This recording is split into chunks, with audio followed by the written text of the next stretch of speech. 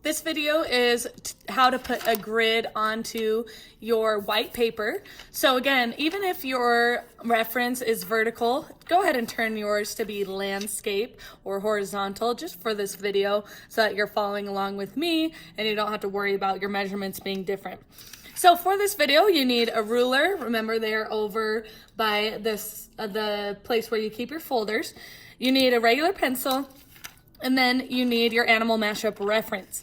So first thing we need to do is get our paper, our white paper, to have approximately the same size as our reference paper. So to do this, what you need to do is put your reference on top of your white paper.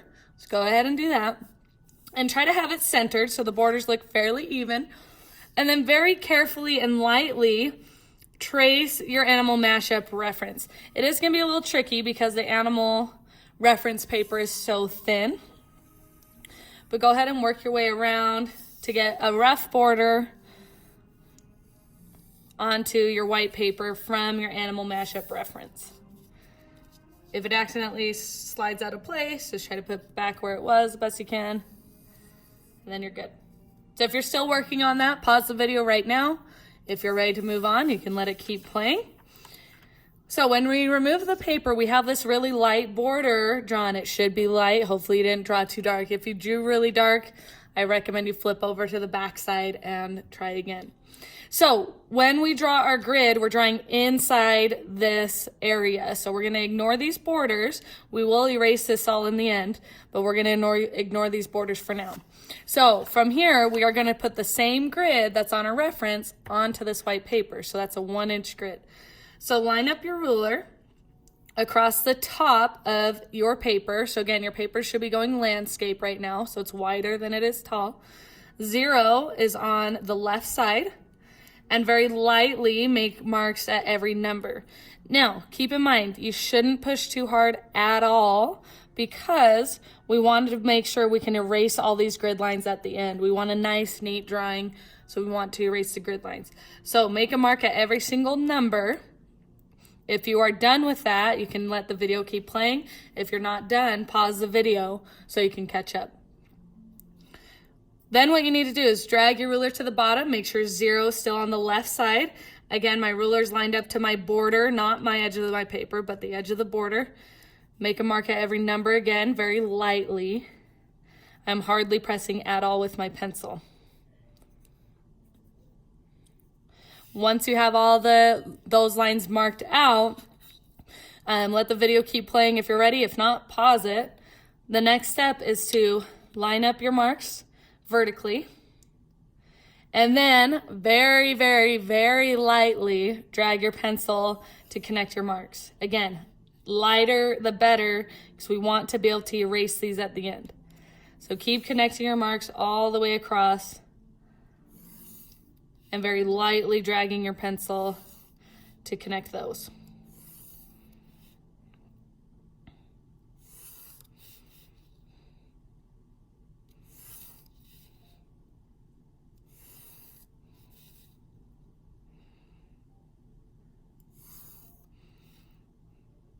Okay, if you are done connecting all of your marks, so you have all your vertical lines done, you can let the video keep playing. If not, pause it. Next thing we're going to do is line up our ruler on the left side. Again, make sure 0 is lined up on the edge of the border, not the paper, but the edge of the border. Make a mark at every number.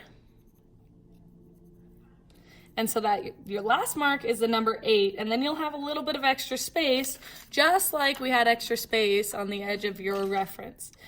Now, when you drag your ruler across, make sure 0 is still on the top. You do not want to flip your ruler around or else you'll get a crooked border. So again, if 0 started at the top for your right side, 0 starts at the top for your left side.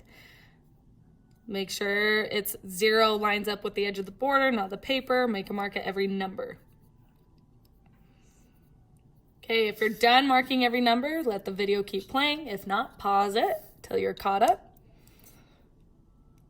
Go ahead and line up the 2 marks you have. Very, very lightly drag your pencil across. Really, the only person who should be able to see your grid lines is yourself. So if I'm looking at your grid from more than 5 feet away, it should be hard for me to see your grid line. That's how light you want them to be. That way you can erase them very easily and they don't ruin your picture at the end.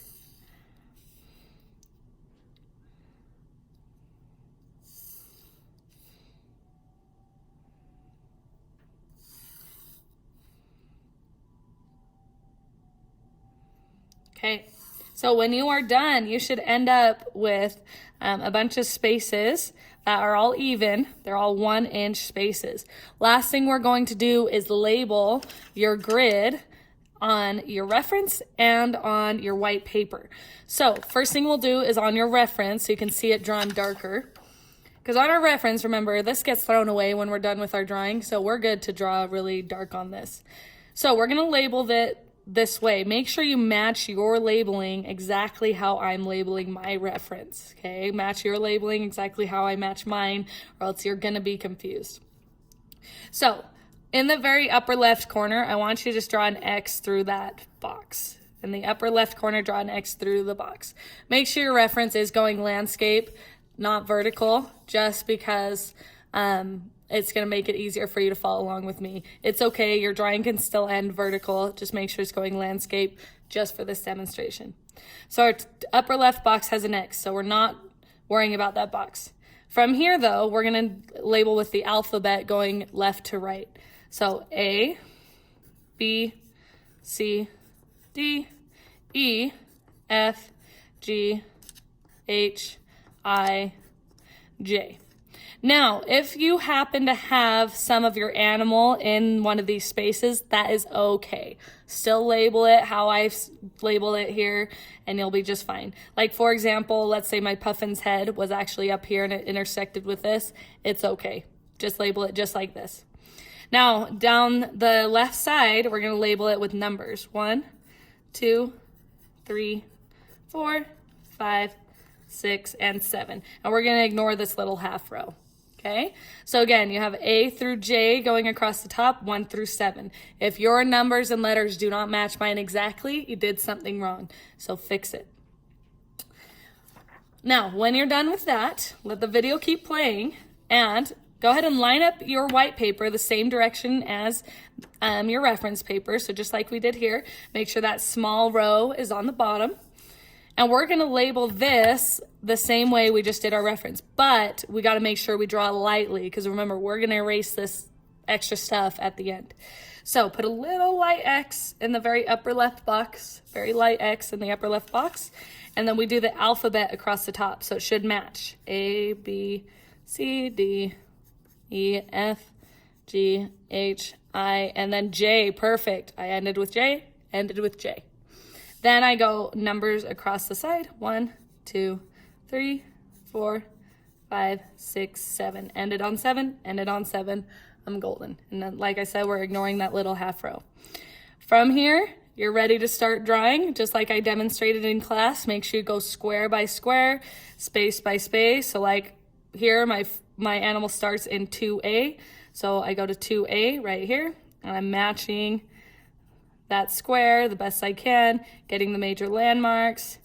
I can come back and do shading later, or I could do shading as I go and use my drawing pencils instead of a normal pencil. And just start to match the shading. Remember, if you have stippling like this one where the shading is dots, you're just going to turn it into normal shading. So you could kind of squint at it to see what values or what shades of gray happen when you squint at it.